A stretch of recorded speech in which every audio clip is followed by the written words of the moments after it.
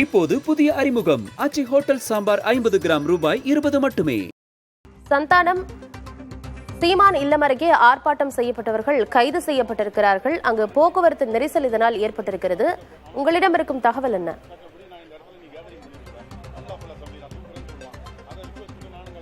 ஆனந்தி, நாம் தமிழர் கட்சியினுடைய தலைமை ஒருங்கிணைப்பாளர் சீமானுடைய இல்லத்தை முற்றுகையிட போராட்டம் செய்து வந்தவர்கள் கைது செய்யப்பட்ட குழுவினர் நம்ம நாம் தமிழர் கட்சியினுடைய ஒருங்கிணைப்பாளருடைய இல்லத்தில் இருக்கோம். தொடர்ச்சியாக இந்த பெரியார் ஆதரவு இயக்கத்தினர் போராட்டம் செய்து வரும் காரணமாக கடந்த முறை இங்கு மிகப்பெரிய சர்ச்சை ஏற்பட்ட காரணமாக இன்று காலை முதலே நாம் தமிழர் கட்சியினுடைய ஒருங்கிணைப்பாளர் சீமான் இல்லத்துக்கு நாம் தமிழர் கட்சியினுடைய நிர்வாகிகள் அதே போன்று தொண்டர்கள் என பலர் தொடர்ந்து வருகை தந்திருக்கிறாங்க. கடுமையான போக்குவரத்து காவலும் பெரிய அளவில் இங்க போடப்பட்டிருக்கிறது. இது குறித்து நம்மளோட பேசுவதற்காக கலைஞர் இருக்காரு. சார் வணக்கம்.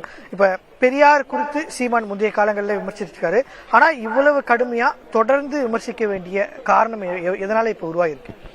இப்ப என்ன நெருக்கடி ஏற்பட்டிருக்கு அப்படின்னு கேட்டீங்கன்னா, தமிழ் இனத்துக்கு எதிராகவும் தமிழ் மொழிக்கு எதிராகவும் தொடர்ந்து பேசின பெரியார் ஈவேரா அவர்களை வழிகாட்டியா நான் வச்சுக்கிட்டு நான் அரசியல் கட்சி தொடங்குறேன் அப்படின்னு சொல்லும்போது அந்த கட்சியினுடைய ஃபாலோயர்ஸா இருக்கிற அவரை அந்த கட்சியை பின்பற்றுகிற இளைஞர்கள் தவறாக வழிநடத்தப்பட்டு விடுவார்கள்.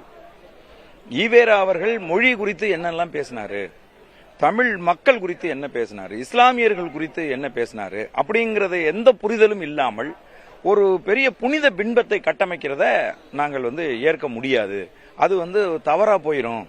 இவரை தாண்டி சிந்தித்தவர்கள், இவரை தாண்டி தமிழ் மொழிக்கும் தமிழ் இனத்துக்கும் உழைத்த தமிழர்கள் தமிழ்நாட்டில் இருக்கிற போது ஒரு வேற்று மொழியாளரை கொண்டாட வேண்டிய அவசியம் இல்லை. அப்படிங்கறதுனாலதான் நாங்கள் இன்றைக்கு அவர் பேசிய பேச்சுக்களை, அவர் எதிர்மறையாக தமிழர்களுக்கு எதிராக முன்வைத்த கருத்துக்களை தமிழ் மக்களிடையே முன்வைக்க வேண்டிய, குறிப்பாக இளையோரிடையே கொண்டுட்டு போக வேண்டிய தேவையும் அவசியமும் இருக்கு. இப்ப தொடர்ச்சியா நாம் தமிழர் கட்சியினுடைய ஒருங்கிணைப்பாளர் எதிர்த்து போராட்டங்கள் நடைபெறுது. இவ்வளவு காவல்துறை அதிகாரிகள் பாதுகாப்புல இருக்காங்க. இதை எப்படி பாக்குறீங்க? வீட்டுக்கு வர்றது கடுமையான செக்கிங் எல்லாம் பண்ணிட்டு தான் உள்ளே விடுறாங்க. எப்படி பாக்குறீங்க?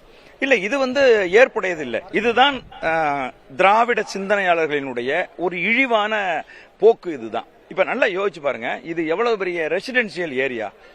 இந்த பகுதியில் வாழுகிற மக்கள் இருக்காங்களா, அவங்களுக்கு எவ்வளவு பெரிய நெருக்கடியை கொடுக்கும். இந்த தெருவுக்குள்ள யாராவது வர முடியுதா? ஏதாவது காரு வாகனங்கள் எதுவும் வர முடியுதா? இவ்வளவு பெரிய நெருக்கடியை ஏற்படுத்துவது யாரு?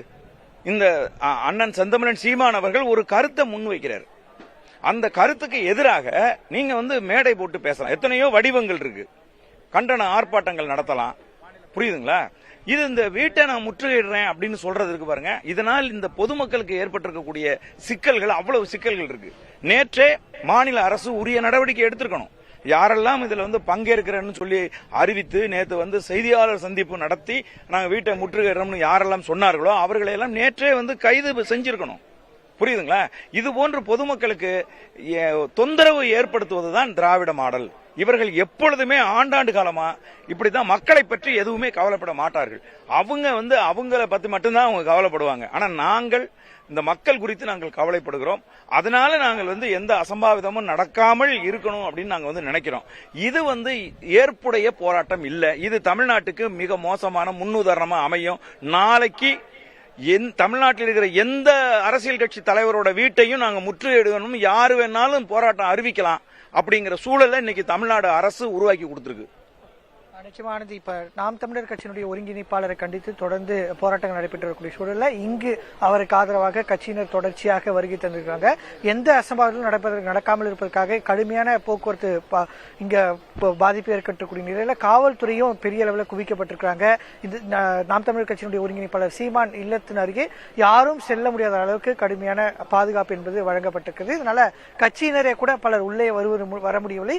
உள்ளே இருக்கக்கூடிய நபர்கள் வெளியே செல்வதற்கான அனுமதியும் இங்க வழங்கப்படாமல் இருக்கிறது. ஆனந்தி, பல தகவல்களுக்கு நன்றி சந்தானம். இப்போது புதிய அறிமுகம் ஆச்சி ஹோட்டல் சாம்பார் 50 கிராம் ரூபாய் 20 மட்டுமே.